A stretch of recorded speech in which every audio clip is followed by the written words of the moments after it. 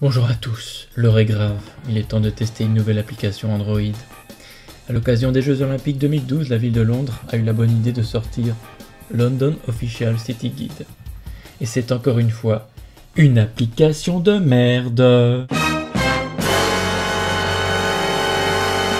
J'ai entendu parler de cette application parce qu'elle a été créée avec Monodroid, le framework de Xamarin permettant de faire des applications Android en C#.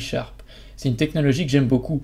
Encore faut-il l'utiliser pour faire des vraies applications Android, et pas des applications sorties d'un autre univers. Alors déjà, quand vous arrivez sur la page de l'application sur le Play Store, vous vous rendez compte que c'est pas le grand succès, à peine un petit millier de téléchargements. Et puis vous réalisez que l'application fait 15,5 mégabytes.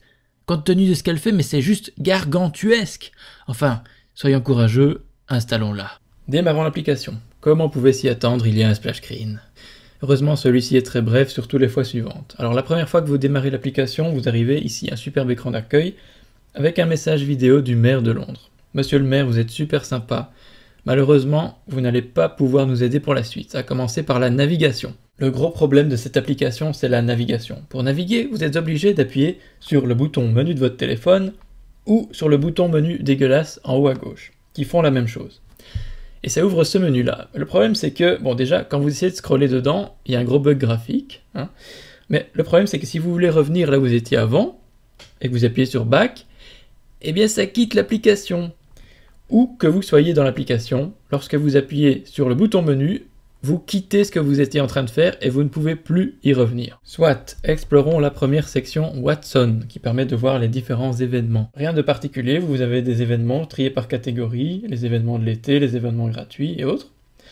Bon déjà, lorsque vous cliquez sur un événement, eh bien il n'y a pas d'effet de surbrillance. Et le chargement met un temps fou. On dirait que l'image en fait est chargée entre le moment où vous appuyez sur le bouton et le moment où la page s'affiche. Et c'est très gênant. Parce que non seulement vous n'avez pas le feedback que vous avez cliqué sur quelque chose, mais en plus ça bloque l'application. Ça c'est difficile à vous montrer dans la vidéo. Donc j'appuie sur Shakespeare maintenant, et voilà, il s'est écoulé une bonne seconde et demie. Lorsque vous êtes dans le détail d'un événement, déjà le titre est super moche. Moi, ça me fait penser à du texte sélectionné, c'est assez perturbant. Ensuite, l'image est pixelisée, ça se voit pas bien dans la vidéo ici, mais toutes les images des descriptions des événements sont pixelisées. Ensuite, on a une petite description et on a un ensemble d'actions qui sont disponibles avec ces espèces de boutons moches, eux aussi. C'est évidemment pas possible d'avoir un menu contextuel en appuyant sur le bouton menu d'Android ou une action bar. Non, non, non. Ici, le menu, quand on appuie dessus, comme je vous l'ai dit tout à l'heure, on arrive dans le menu de la mort. Donc, il ne faut pas appuyer sur la touche menu. Il faut utiliser les petits boutons qui sont ici. Alors, Map, ça ouvre une carte qui n'est pas trop mal fichue, où vous pouvez voir l'événement. Direction, ça ouvre en fait Google Maps, et ça vous permet de naviguer avec Google Navigation. Ça, c'est plutôt sympa. Ensuite, on a une option pour ajouter l'événement à votre calendrier, un bouton favori, et le partage. Et bien entendu, je vous le mets dans le mille, ils n'ont pas utilisé le partage standard d'Android, une ligne de code. Non, non, non, ils se sont amusés à réimplémenter le partage pour Twitter et Facebook à la main.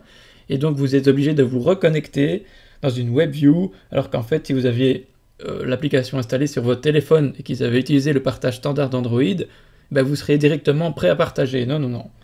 En plus, impossible de partager par mail, SMS, etc. Bon, je peux comprendre que les Anglais roulent à gauche. Je peux comprendre qu'ils n'utilisent pas la monnaie européenne. Mais il y a quand même un minimum de conventions à respecter sur Android. Dernière fonction sur cet écran, lorsque vous cliquez sur le bouton bleu More About This Event, une WebView s'ouvre et vous vous retrouvez sur le site web de la ville de Londres. Concernant les listes, il faut savoir que certaines listes, pas toutes, je ne sais pas pourquoi, peuvent se rafraîchir en tirant la liste vers le bas. C'est ce qu'on appelle un pull to refresh. C'est un truc qu'on fait normalement jamais sur Android. Et ça marche très mal, regardez. Et en plus, il y a un gros bug.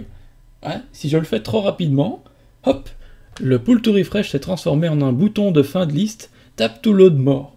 Et tiens, si j'appuyais dessus juste pour voir ce qui se passe, le pull to refresh a disparu.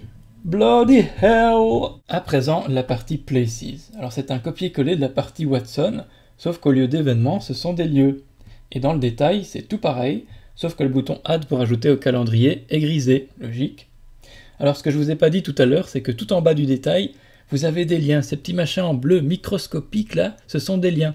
Alors si vous avez des doigts de fée, Vous pouvez essayer de cliquer sur un lien, sans cliquer sur celui d'à côté, ni cliquer sur l'énorme pub qui est en bas. Je vais essayer. Bollocks, j'ai cliqué sur la pub, non! Ensuite, Venues. Alors Venues, c'est la même chose que Places, sauf que ce sont d'autres endroits. J'ai pas compris la différence. À propos de Trails, c'est donc une section qui contient tout d'abord des journées découvertes, comme ici, avec les différentes étapes de la journée, mais aussi des parcours découverts dans Discovery Trails. Vous pouvez sélectionner un parcours, voir les différentes étapes ici, ainsi que les consulter sur la carte. À présent, je vous montre la recherche. Pour ça, on va revenir dans Places. Notez aussi que les images font saccader la liste quand elles chargent. Voici donc l'écran recherche. Oh my god. C'est confus, c'est moche, les champs sont pas bien séparés, grosse zone blanche inutilisée, et le champ recherche, il est tout en bas. Alors, tout en haut, en fait, c'est un type de lieu, par exemple shopping, et un sous-type. Ensuite, la deuxième option représente une zone de Londres, par exemple l'Est, et une sous-zone, par exemple Leyton. Et puis il y a une troisième option, en fait, qui est contradictoire avec l'autre. Par exemple, on peut spécifier un code postal. Mais qu'est-ce qui se passe si je mets un code postal qui n'est pas dans Leyton? Ben, ça va rien donner. De même, si je mets rechercher les magasins qui sont près de moi, mais que moi je ne suis pas dans Leyton, encore une fois, ben ça va rien donner. Dans la partie favoris, rien de particulier, à part que c'est toujours moche. Dommage qu'on ne puisse pas retirer un favori directement depuis la liste et qu'on est obligé d'aller dans le détail, de l'enlever et de faire back. And now, last but not least, the map, la carte. Alors le gros problème de la carte, c'est que ça met un temps fou à charger et que pendant que ça charge, ça affiche loading, loading, loading au milieu de l'écran. Et ça s'en va jamais. Il y a tout le temps loading. Donc là, ça load, ça load. Ah, c'est fini, loaded. Mais attention, le message reste. Hein. Alors je clique sur un point. Ah, loading. God saves the Queen. Ah, je vais dans le détail. Bah, déjà, il faut attendre une seconde là. Ok, ah, loading encore alors que je suis dans le détail. Ça y est, je reviens en arrière. Ça y est, il a fini. De plus, quand vous faites défiler la carte, il y a des moments où ça saccade complètement, comme vous pouvez le voir ici. Voilà, après avoir vu ça, si vous avez encore envie d'aller à Londres, vous êtes vraiment courageux. Non, je plaisante, hein. Londres est une super ville, c'est dommage que l'application ne soit pas à la hauteur. Allez, on se retrouve bientôt pour une prochaine vidéo. Salut!